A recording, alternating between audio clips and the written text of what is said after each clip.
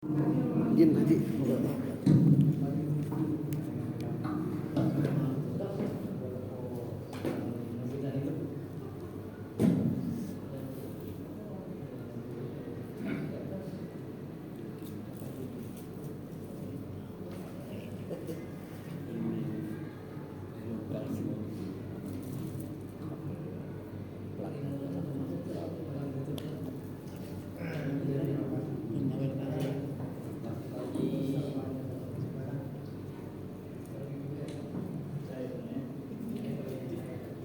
Assalamualaikum warahmatullahi wabarakatuh. Waalaikumsalam warahmatullahi wabarakatuh.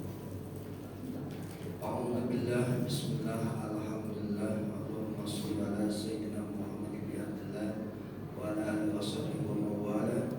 Rabbi shrah li sadri wa yassir li amri wa hlul 'uqdatam min lisani yafqahu qawli, amma ba'du.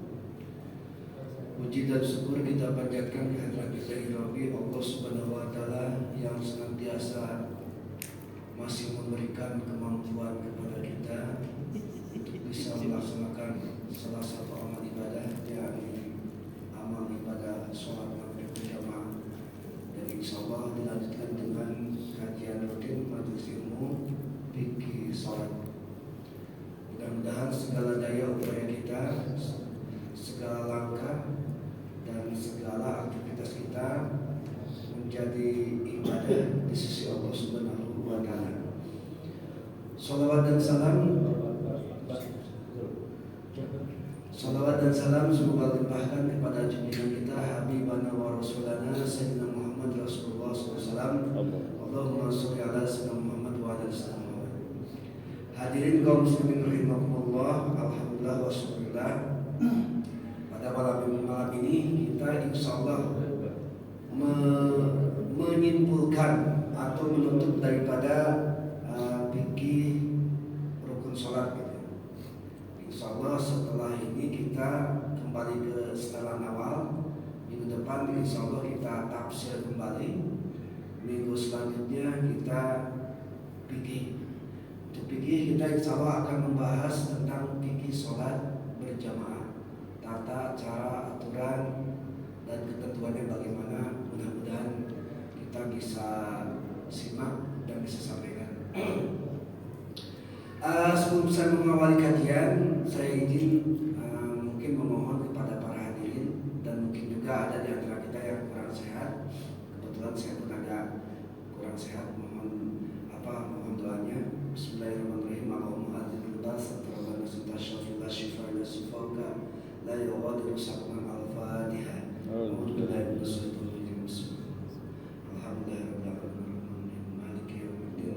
iyyaka na'budu wa iyyaka nasta'in ihdinas siratal mustaqim siratal ladzina an'amta 'alaihim ghairil maghdubi 'alaihim waladdallin. Hadirin kaum muslimin rahimakumullah, sesuai dengan ta'rif atau definisi salat itu aqwalun wa af'alun muftatahatun bitakbir wa muhtatamatun bitaslim bisara itu mahsusatin.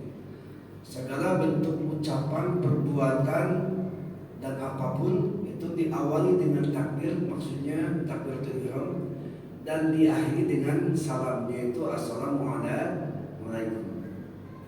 Jadi seperti yang kemarin kita sampaikan, karena salam itu adalah penutup sesuai dengan apa yang disampaikan dalam hadis riwayat Muslim yang termaktub juga dalam kitab Bajuri juz 1 halaman 256. Ka'anni unduru ila biyadi khuttihi an yaminihi assalamualaikum warahmatullah wa an yasarihi assalamualaikum warahmatullah. Jadi para sahabat terutama Sa'ad bin Abi Waqqas dengan Ibnu Mas'ud itu melihat Nabi ketika mengucapkan salam tengok ke kanan itu pipi putihnya kelihatan, dan tengok ke kiri pun pipi putihnya kelihatan dengan mengucapkan assalamualaikum warahmatullah. Jadi ke kanan assalamualaikum warahmatullah dan ke kiri assalamualaikum warahmatullah. Dan itulah akhir daripada rangkaian sholat. Setelah assalamualaikum silahkan, karena kita sudah terputus dengan sholat. Makanya ketika imam, karena kita muta'alliqun bil imam, kita ada hubungannya dengan imam. Ketika imam mengucapkan assalamualaikum, kalau bisa kita secepatnya juga assalamualaikum. Karena jangan sampai imam sudah putus dengan sholat, kita masih dalam keadaan sholat. Itu masalahnya ya. Nah, karena salam itu adalah penutup, dan kemarin kita masih ada ketinggalan tentang bacaan tasyahud. Walaupun sudah ditutup kemarin, karena memang ada bacaan yang belum kita sampaikan. Di antaranya adalah bacaan tasyahud. Kita coba perbaiki dulu. At-tahiyatu mubarakatus sholawatu thayyibatu lillah. Mohon dikoreksi kalau ada yang salah. Iya, pertama. Yang mana? Yang pertama. At-tahiyah, pakai tasdid ya. Assalam nih, huruf sin nih. Assalamu alaika ayyuhan nabiyyu wa rahmatullahi wa barakatuh.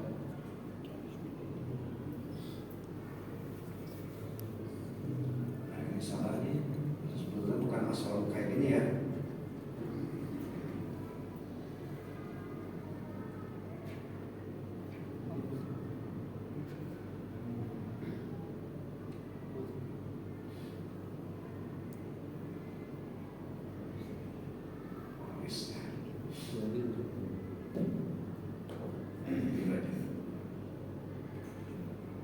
Assalamu, nanti ya, ini juga assalamu. Assalamu alaika ayyuhan nabiyyu wa rahmatullahi wa barakatuh. Assalamu alaina wa ala ibadillahi sholihin. Baru asyhadu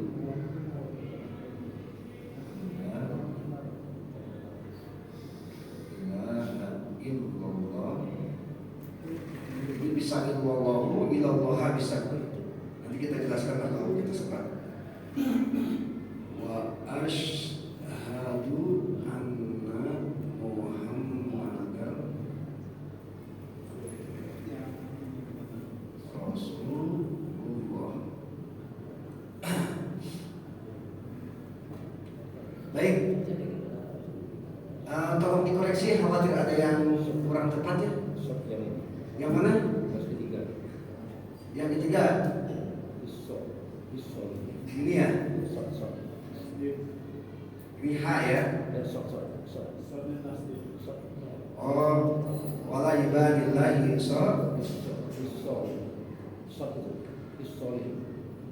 sholihin. Yang sholihin bukan?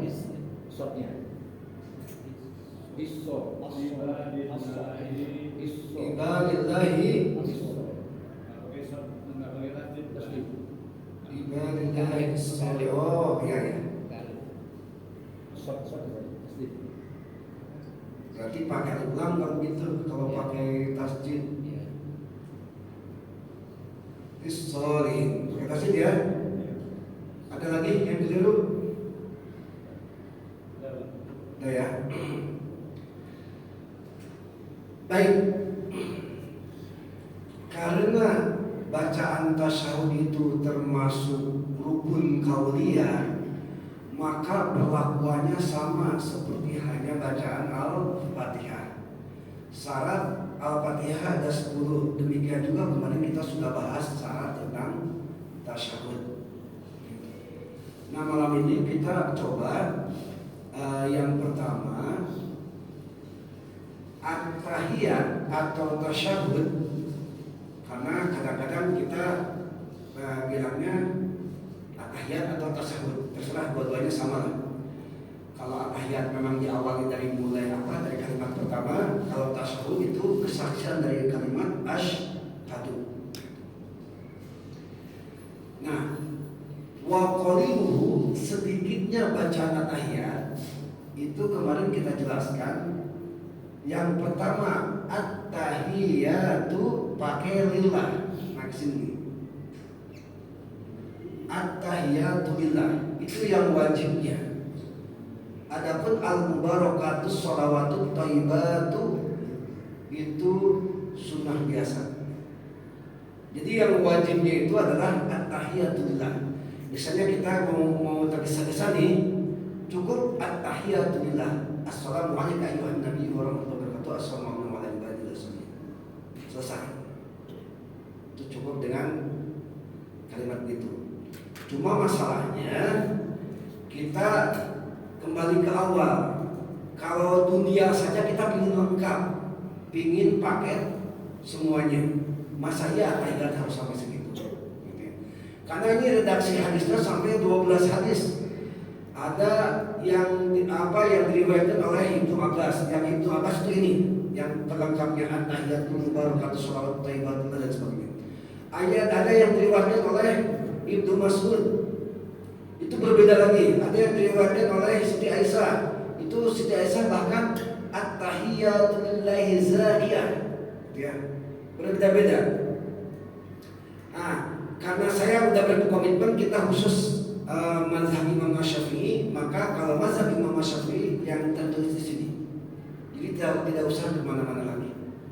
Jadi kita tidak membahas bacaan tasawuf daripada kalimat-kalimat yang diambil oleh mazhab yang lain. Cukup mazhab kita aja, mazhab Imam Syafi'i. Nah, menurut mazhab Imam Syafi'i dalam kitab Fathul Bari itu dijelaskan sedikitnya adalah at-tahiyatu lillah. Itu ya sedikitnya. Jadi al-barakatuh sholawatut thayyibatu itu sifatnya sunnah af'al.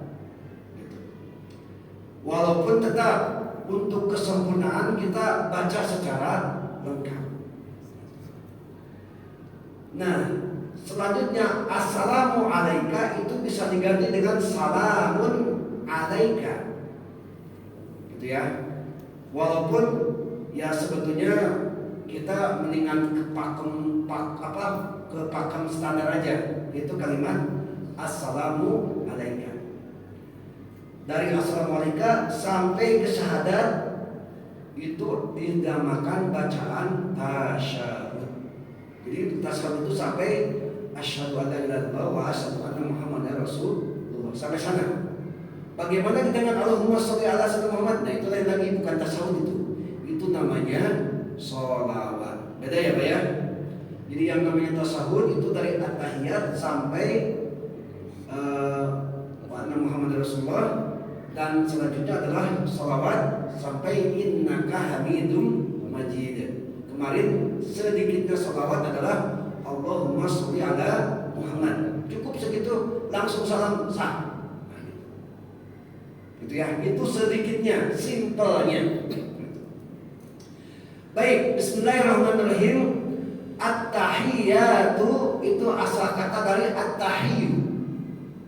Artinya kehormatan. Kalau pakai alif dan t itu menjadi jamak muannats salim. Bentuknya jamak, artinya segala bentuk kehormatan. Kita coba terjemahkan al-mubarakatuh, keberkahan. Segala bentuk keberkahan. Asal katanya dari barokah.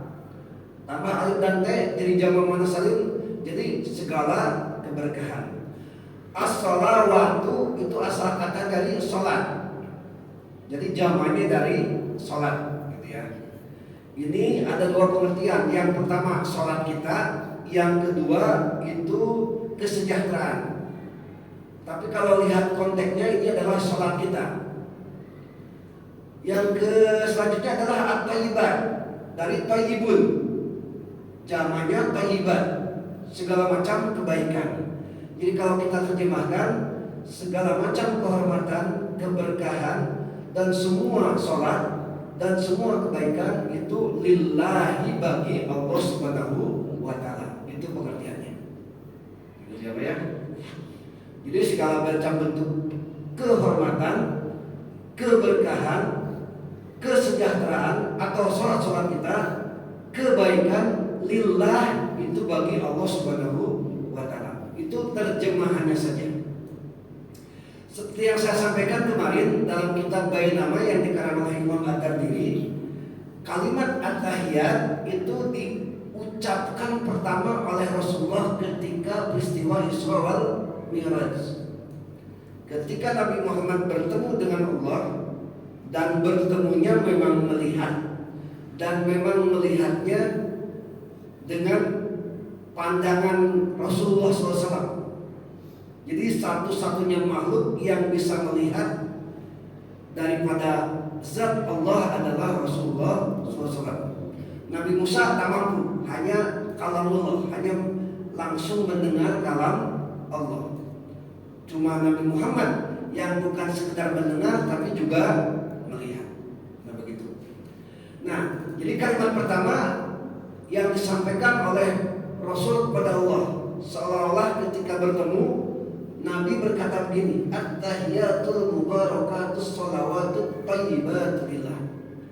Segala macam penghormatan, segala macam keberkahan, segala macam kesejahteraan, segala macam kebaikan lillah, hanya untuk Allah Subhanahu wa taala. Satu-satunya bacaan sholat yang bisa khusyuk ini sebetulnya. Karena seolah kita bisa mewakili Nabi gitu, seolah-olah dia berkomunikasi dengan Allah Subhanahu wa taala. Ya Allah, segala macam kebaikan, segala macam keberkahan, segala macam kesejahteraan, segala macam kebaikan hanya untuk Engkau ya Allah, seolah gitu. Nah, Allah menjawab, Assalamu alayka ayyuhan nabiyyu wa rahmatullahi wa barakatuh. Terjemahannya adalah Assalamu, keselamatan, alaika, bagi engkau ya Muhammad SAW, ya, ayyuhan nabi. Nah, ini pakai 3 Pak, pakai 4, pakai K, pakai ayu, pakai H, pakai nabi lagi. Bayangkan.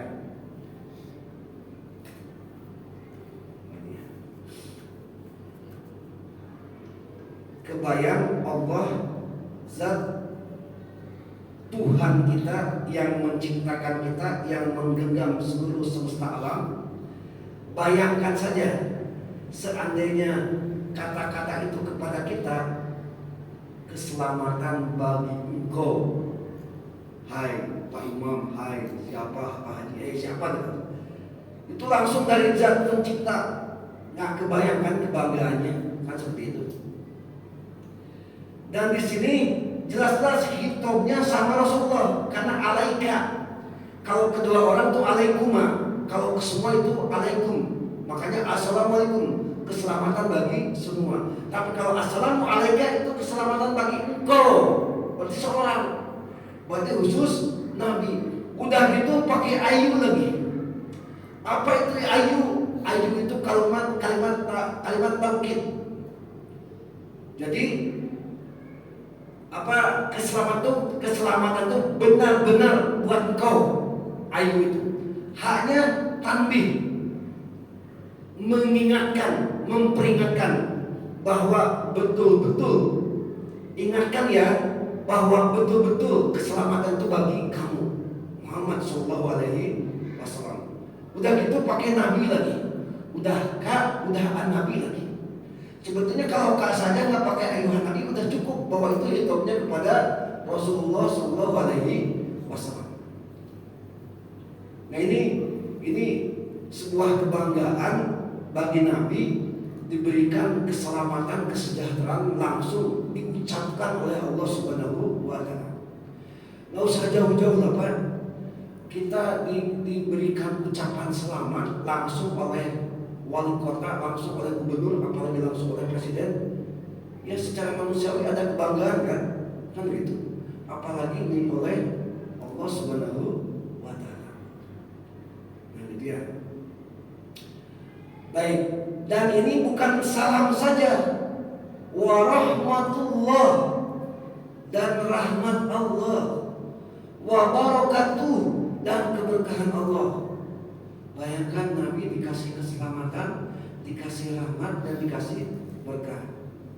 Subhanallah. Dan ya, jadi bisa kita nanti dalam sholat itu kita berkomunikasi dengan Allah dengan bahasa ini. Kalau Nabi itu sampai saking khusyuknya sholat itu mau salam ke kanan itu sampai meneteskan air mata karena nggak mau berpisah dengan Allah Subhanahu wa Ta'ala. Kalau kita memang belum sampai level sana, kita masih levelnya level awam gitu ya. Walaupun level awam tak apa-apalah, yang terpenting kudrat dan iradatnya Allah dan rahmat Allah, mudah-mudahan kita bahagia dunia dan akhirat. Nah, inilah mukjizat Nabi, inilah keajaiban Nabi. Ketika semua keselamatan, ketika semua rahmat, ketika semua keberkahan alaika ayyuhan Nabi diberikan kepada engkau Nabi, kan begitu. Apa jawaban Nabi, Pak? Nabi gak mau menerima sendiri, Pak. Jawaban Nabi, assalamu alaina, dan keselamatan bagi kami. Kami siapa? Kami ya kaum muslimin wal muslimat. Yang bagaimana? Wa ala ibadillahi sholihin, dan bagi hamba-hamba yang soleh dari mulai zaman Nabi Adam sampai umat akhir zaman. Seolah-olah Bapak dikasih sumbangan presiden 1 M, Bapak gak mau sendiri, dibagi-bagi lagi, seolah-olah gitulah. Kan kita takjub luar biasa. Maka makhluk-makhluk yang ada di aras, ada di kursi di langit, di Sidratul Muntaha, itu serentak mengucapkan asyhadu an la ilaha illallah wa asyhadu anna muhammadar rasulullah. Nah, gambarannya seperti itu ya Pak ya, untuk tasawuf. Jadi karena tasawuf sudah kita bahas detailnya, yang ketinggalan adalah bacaannya. Jadi kemarin bacaannya udah selesai kan ya? Udah selesai ya. Jadi hati-hati tasdidnya, hati-hati matnya, dan bacaan-bacaan yang lain. Macam kemarin Al-Fatihah, alhamdulillahirabbil alamin, segala puji bagi Allah Tuhan semesta alam. Tapi Rabbil alamin pakai alif, segala puji bagi Allah Tuhan yang berpenyakit. Kan udah jauh maknanya. Demikian juga dengan at-tahiyat. Hati-hati huruf A-nya gimana, H kecilnya gimana, mad-nya gimana, dan sebagainya. Karena ini termasuk rukun qauliyah. Rukun qauliyah kemarin ada 5. Yang pertama takbir, Allahu Akbar. Yang kedua Al-Fatihah. Yang ketiga tasyahud. Ya, yang ketiga tasyahud. Yang keempat apa? Sholawat. Yang kelima salam. Itu harus jelas. Kalau tak jelas, tak terdengar oleh diri sendiri, tidak sah salatnya. Assalamualaikum, salamnya sudah jelas. Assalamualaikum warahmatullahi. Terserah warahmatullahnya mau jelek atau tidak, terserah. Yang penting assalamualaikumnya. Karena wa aqalluhu bisalam, assalamualaikum. Jadi Bapak bilang assalamualaikum saja, dah selesai. Nengoknya sunnah, cuma mengucapkan salamnya itu yang rukun, yang harus. Nah, jadi yang kelima itu minimal terdengar oleh diri sendiri. Jangan komat kamit, apalagi dibaca di dalam hati. Tidak sah salatnya, karena termasuk rukun qauliyah. Ulang lagi, Allahu Akbar, takbiratul ihram ya. Terus Al-Fatihah dari basmalah sampai waladhdallin. Yang ketiga bacaan tasyahud, at-tahiyat. Yang keempat bacaan shalawat wa aqalluha Allahumma sholli ala Muhammad, gitu ya. Dan yang terakhir adalah yang kelima bacaan salam wa aqalluha assalamu alaikum. Itu untuk rukun qauliyah yang termasuk dalam di dalamnya adalah at-tahiyat. Hadirin kaum muslimin rahimakumullah, sebelum kita lanjut kepada kesimpulan dari bacaan at-tahiyat sampai Rasulullah ini tasawuf ya, sholawat udah kemarin. Silakan barangkali ada yang ditanyakan. Ya. Sepertinya Pak, saya pribadi kalau untuk bacaan yang di-share ya, untuk dengar sendiri dari awal sampai akhir itu rasanya mungkin terpenuhi saya Ustaz. Contoh Al-Fatihah, itu kan ada baca yang di-share Al-Fatihah, Ya. juga tahiyat. Ada yang kita nggak mungkin terdengar semua itu kalau saya lanjutkan. Terus sendiri ya. Rasa-rasanya kalau dari nanti tidak saya juga dulu. Dia mana cerita itu? Tak mampu kita untuk dari awal sampai akhir itu sampai kita dengar sendiri itu. Saya pribadi ya, memang tidak tahu lah gitu. Jadi ketentuannya salah satu saja itu ayusmi'a ala nafsi, harus terdengar oleh diri sendiri. Iya, tadi yang dia itu. itu Ya. rasanya mungkin Ya. tidak bisa terpenuhi rasanya. Rasanya tak terpenuhi, berarti al-yakin lebih jauh bisa. Keyakinan itu bisa menghancurkan keraguan. Kalau tidak yakin berarti ragu-ragu kalau begitu. Ya karena memang bagi kenyataannya kita baca itu tidak bisa terdengar semua. Pak Imam ragu-ragu dengan kenyataan itu berlawanan. Nah sekarang begini aja, ya konsepnya adalah kita wajib yakin bahwa apa yang rukun qauliyah yang 5 itu minimal terdengar oleh kita sendiri. Pertama itu. Yang kedua, apa yang disyaratkan menurut Imam Musonid, baik syarat Al-Fatihah, syarat takbiratul ihram, syarat tasyahud, syarat salam, itu ya idealnya ya Pak ya, idealnya memang harus terpenuhi. Kalau kita misalnya masih ragu-ragu ya, tapi kapasitasnya kita masih ikhtiar, masih berusaha untuk maksimal, maka ada ketentuan Allah, la yukallifullahu nafsan illa wus'aha. Dalam segala usaha itu kita tidak dipaksa untuk maksimal, kan begitu. Maksudnya tidak dipaksa untuk sempurna. Adapun ketika kita kondisi meragukan, nah ini Pak, ketika kita punya wudu ragu-ragu batal atau tidak, batal sholat kita Pak. Batal wudu kita, wajib wudu lagi. Makanya Pak Imam mohon maaf, kira-kira punya nggak kita kemampuan untuk menghilangkan keraguan? Itu masalahnya. Kira-kira bisa nggak?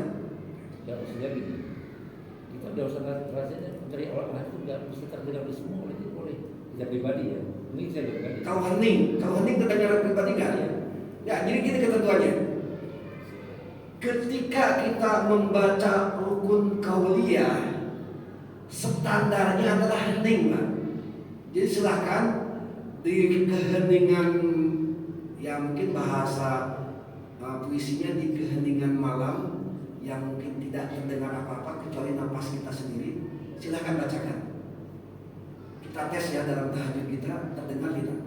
Nah, itu bisa dipakai dengan kondisi apapun. Ketika hujan lebat, petir menyambar sampai suara berisik, kita standar ya standar keheningan itu. Jadi standarnya adalah standar bacaan kita terdengar oleh telinga kita ketika dalam kondisi sepi atau dalam kondisi hening. Walaupun misalnya di lingkungan sekitar ketika sholat berisik, bising dan sebagainya. Nah gitu Pak. Dan mohon maaf, dalam fikih itu yakin wajib, keyakinan wajib. Bahkan waktu dirofaka hatta yatikal yakin. Ya, ada firman Allah seperti itu. Jadi keyakinan wajib, mau tidak mau, jangan sampai ragu-ragu. Tuh jangan-jangan ini suaranya tidak terdengar sama telinga. Jangan sampai begitulah pokoknya. Apalagi jamaah kan. Nah kalau apalagi jamaah itu kan, kita di makmum nih. ya, Itu untuk dari Allah untuk mendengar itu. maaf ya Pak Imam ya, misalnya suara Pak Imam sholat sendiri ketika baca takbir, baca Al-Fatihah, baca tasawuf, sholawat dan salam, itu misalnya 15 desibel, misalnya gitu ya. Desibel itu kan satuan suara kan, nah, gitu ya. Misalnya 15 desibel, pas hening itu masih terdengar oleh diri sendiri, misalnya ya, utuh. Nah, ketika berdiri dalam tetap menggunakan 15 desibel, gitu maksudnya. walaupun tidak terdengar. Jangan ditaikkan jadi 30, jadi 40 nanti mengganggu jamaah yang lain gitu maksudnya. Jadi standarnya hening gitu standarnya. Yang namanya bacaan kita terdengar oleh diri sendiri itu pasti dalam kondisi tidak ada suara yang lain. Nah begitu. Jadi ketika 15 desibel itu terdengar diri sendiri, maka ketika kondisi apapun berisik segala macam, kita tetap di 15 desibel gitu. Dan mohon maaf, memang saya harus tekankan, al-yakin lebih jauh bisa. Keraguan-keraguan itu harus dibunuh oleh keyakinan. Mau tidak mau. Itu kaidah usul fikih seperti itu bilangnya. Karena walaupun robaka hatta yatika yakin, ibadah itu memang harus disertai dengan keyakinan, tak bisa tidak. Gitu. Dasarnya itu masalahnya keyakinan itu. Makanya dalam sholat pun demikian. Sampai begini, Allah ya'taqida fardun min furudis shalah sunnatun. Sampai begitu kan? Jangan berkeyakinan bahwa apa yang difardukan dalam rukun sholat itu sunnah. Jangan sampai ada seperti itu. Nah, demikian juga dengan Al-Fatihah. Jangan sampai Al-Fatihah atau tasawuf ya. Jangan sampai apa yang kita ucapkan ragu-ragu terdengar oleh telinga atau tidak. Yang jelas kalau misalnya 15 desibel itu terdengar oleh telinga kita, dah pakai 15 untuk kondisi apa. Kalau masukan saya seperti itu Pak Imam. Karena memang keyakinan tidak ada dalam syarat sholat, tidak ada dalam rukun sholat, tidak ada. Tapi salah satu indikator sholat diterima atau tidak, salah satunya itu adalah wa'bud rabbaka hatta ya'tika yakin. Itu untuk sementara ya Pak Imam. Barangkali yang lain. Silakan. Pertama masalah ya harusnya ini kalau sholat asar gimana Pak, asar atau zuhur? Khusus sholat asar dan zuhur itu diserikan kan, sembunyikan pelan. gimana Pak? Kalau sholat asar gimana? Oh gitu. Asar atau zuhur. Ya. Yang kedua masalah la ilaha illallah itu Masalah apa? tahiyat. Kemarin kalau tak salah lanjut tentang tujuh sudah juga kan ya. Baik, dalam sholat itu ada yang zahar, ada yang sir. Zahar itu 3 waktu, maghrib, isya dan subuh. Sedangkan sir itu adalah zuhur dan asar. Nah, sir di sini bukan komat kamit, bukan di dalam hati, tapi tetap konteksnya adalah terdengar oleh diri sendiri begitu. Itu jadi baik zahar atau sir sebetulnya ketika baca Al-Fatihah, ketika imam bilang waladhdallin terus kita bareng-bareng amin, kita kan baca Al-Fatihah kembali. Nah, itu kan sir kan? Maksudnya nggak terdengar sama orang, tapi terdengar hanya untuk diri sendiri. Terus yang selanjutnya untuk masalah telunjuk gitu ya. Kemarin kita sudah dijelaskan. Yang pertama untuk telunjuk itu wa yusanu ayasyiro biha inda qawli illallah. Yang pertama mengangkat telunjuk itu diawali ketika ucapan illallah. Wa dzalika fi tasyahudihi, dan itu dalam tasyahud. Jadi yang ditanyakan tentang telunjuk apanya? Iya, saat kapan? Saat geraknya. Nah, gitu. Jadi kalau di sini untuk gerakan telunjuk dalam kitab I'anatul Talibin juz 1 halaman 174, wa yusanu ayasyuru biha inda qawli illallah. Jadi mengangkat telunjuk ketika ucapan illallah. Nah, khusus untuk tasawuf gitu ya. Karena dalam tasawuf ya cuma mengangkat telunjuk ya cuma dalam tasawuf, nggak ada yang lain gitu. Jadi disunahkannya kalimat illallah. Tidak illallah pun nggak jadi masalah, silahkan saja. Cuma kalau mau tahu keutamaannya di I'anatul Talibin juz 1 halaman 174. Jadi yashiru inda qawlihi illallah. Ketika diangkat terujuk ketika mengucapkan kalimat illallah dalam kalimat ini. Asyhadu an la ilaha illallah. Untuk sementara itu ya Pak, cukup. Silakan nanti. Jadi Pak, kita kan kalau berjamaah ya kayak yang sir tadi itu kalau imamnya itu baca, kalau menurut Mas Syafi'i kan kita ulang tadi setelah apa? Sir apa sahar? Sir. Yang sir yang Kalau sir kan bareng-bareng Pak. Oh iya, ya, bareng-bareng. Itu kalau imamnya singkat sekali waktunya, kita kan targetnya semalam 20 ya, rata-rata 20 detik ya. Nah, ini imam ini bukan Pak Yahya aja, saya sering juga mengalami Pak Yahya singkat sekali. Jadi kita mau membaca ngejar beliau itu supaya dapat Fatihahnya itu kadang-kadang sampai sami Allah. Ya. Nah itu gimana? Jadi kita konsentrasinya membaca tadi terburu-buru, akhirnya kesalahan. Yang pertama sebetulnya ada kesepakatan imam dan makmum ketika sholat sir terutama Al-Fatihah. Kalau sholat tak jadi masalah karena itu punya sunat ya. Khusus Al-Fatihah nih. Kira-kira dari mulai basmalah sampai waladul itu kira-kira durasinya disepakatnya kisaran berapa detik gitu. Misalnya 20 sampai 30 kalau bisa ya. Karena memang keterikatan imam dan makmum itu memang mau tidak mau kalau dalam sholat berjamaah, apalagi sholat berjamaah Jumat. Itu ada imaman, ada makmuman wajib tuh, jangan salah. Karena kenapa wajib? Karena sholat Jumat wajib berjamaah, kan begitu. Itu yang pertama. Yang kedua, dalam fikih mazhab Imam Syafi'i itu yang namanya rukun ada dua. Ada rukun tawilah, ada rukun qasirah. Ada rukun yang panjang, ada rukun yang pendek. Khusus amaliyah ya. Rukun yang panjang itu terdiri dari ruku dan sujud. Rukun qasirah itu terdiri dari i'tidal dan duduk di antara dua sujud. Nah, sekarang gimana kalau seorang imam Al-Fatihahnya cepat gitu ya, sehingga kita baru iya karena wudu ini udah ruku misalnya ya kan itu. Nah, bagaimana ihdinas siratal mustaqimnya? Menurut pandangan ulama mazhab Imam Syafi'i, nanti kita bahas 2 minggu lagi khusus cara-cara sholat berjamaah ya. Menurut mazhab Imam Syafi'i, batasannya adalah 3 rukun tawilah. 3 rukun tawilah batasannya. Kalau sudah lewat daripada 3 rukun itu udah tak bisa berjamaah lagi. Itu mufaroqah berpisah. Jadi caranya begini. Kita praktek aja yuk.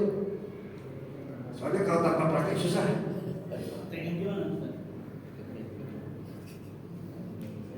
Pokoknya ini jadi imam ya. Nah, yang bermasalah kan makmum kan karena imam kecepatan Fatihah kan. Jadi saya baru ya karena betul ya kan lain. Silahkan ruku dan sujud sewajarnya. Yuk. Ihdinas siratal mustaqim. Terus siratal ladzina. Nah, kita langsung nyusul aja Pak. Ya, cukup. Jadi begini, 3 rukun itu maksudnya adalah pertama ruku, ya, yang kedua i'tidal, yang ketiga, nah itu kita masih bisa nyusul, gitu. Silakan selesaikan dulu Al-Fatihah. Kalau Al-Fatihah tidak selesai, tak sah sholatnya, itu masalahnya bahaya gitu. Jadi walaupun dia sudah ruku, belum selesai, lanjutkan aja ini suratul mustaqim. Masih tidak, lanjutkan aja, gitu ya. Karena kan baru 2 rukun kan, belum 3. Nah, kita langsung susul. Rukunnya jangan kelamaan, kan waqaha subhanallah kan gitu. Lengkapnya subhan rabbiyal azim. Udah aja subhanallah. Insya Allah disusul. Nah itu gambarnya bisa dibagi 3 rukun maksimal. Nah, maksimal. Nah jadi wajib dulu menuntaskan Al-Fatihah makmum walaupun imam ngebut gitu ya. Walaupun imam cepat dalam melaksanakan sholatnya. Jadi kesimpulannya, kalau makmum Al-Fatihahnya tidak selesai, misalnya ghairil maghdubi alaihim, ruku dia ikut ruku, mohon maaf, berarti ada Al-Fatihah yang ketinggalan, berarti tidak sah sholatnya karena ketinggalan salah satu kalimat daripada Al-Fatihah. Jadi mendingan biarkan saja imam ruku i'tidal, kita tuntaskan Al-Fatihah baru susul imam. Tapi nyusulnya jangan maksimal, minimalis saja. Ruku ukuran subhanallah, i'tidal ukuran subhanallah, sujud baru ukuran normal. Jangan minim terus akhirnya sampai nyusul imam lagi, itu lebih parah lagi gitu ya. Jadi apa ya? Jadi gambarannya kita mengalah dulu, selesaikan Al-Fatihah baru susul imam. Susul imamnya tetap kita mendasari dengan rukun aliyah dan tumaninahnya. Karena kalau tidak tumaninah tetap bisa batal sholat kita, karena tumaninah termasuk rukun sholat. Gitu ya, mudah-mudahan bisa dipahami. Nah itu gambarannya. Berapa menit lagi? Sedikit lagi. Baik, untuk penutup saya izinkan memberikan sedikit tentang sebelum sholat siapkan 4 hal. Yang pertama ilmunya, ya, karena li'anna amal la yaslihu illa bil ilmi. Segala perbuatan amal ibadah kalau tak ada ilmu itu tak sah. Iya Pak ya. Wah sampai sekarang saya tak punya ilmu sholat, kan lagi ngaji. Kalau lagi ngaji itu berarti proses, berarti lagi mencari ilmu. Yang jadi masalah itu yang sudah tidak tahu tak mau ngaji, itu yang jadi masalah. Itu yang pertama. Jadi ilmu sholat, ilmu zakat, ilmu puasa, ya silakan kita ambil itu. Yang kedua siapkan niat, karena innal amal la yaslihu illa binniat. Segala suatu amal ibadah itu tidak sah kalau tidak dengan niat. Innamal amalu binniyat wa innamal likulli imrin ma nawa, itu kata sabda Rasulullah SAW. Yang ketiga, sebelum kita ibadah siapkan dengan kata atau kalimat sabar. Kenapa demikian? Karena dalam ibadah, terutama sholat, itu perlu kesabaran, tak usah tergesa-gesa. Kalau tergesa-gesa berarti tidak nyaman. Kalau tidak nyaman berarti tidak khusyuk. Itu masalahnya. Yang terakhir adalah ikhlas, gitu ya. Bekal kita itu.